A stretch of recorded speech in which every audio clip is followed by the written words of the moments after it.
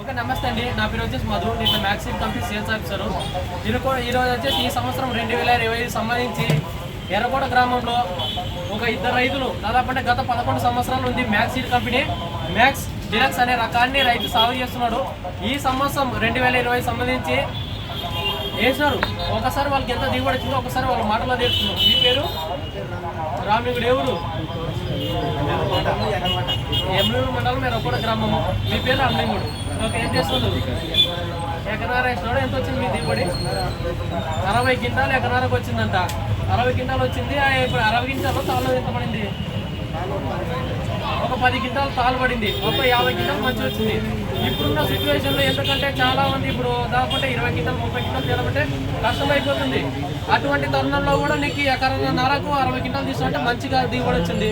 ఒక ఆయనతో పాటు గత వీళ్ళు 11 సంవత్సరాల నుంచి కంటిన్యూ చేస్తున్నారు. ఈ సంవత్సరం కూడా వేస్తున్నారు. ఒకసారి అన్న పేరు కూడా కనుక్కుందాం. మీ పేరు? వెంకటేశ్వర. చూడండి, ఎవరు మీది? ఎర్రకోట. మీరు ఎంత వేస్తున్నారు?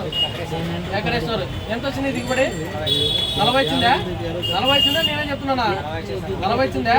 రైట్, వేసుకొచ్చా రైతు?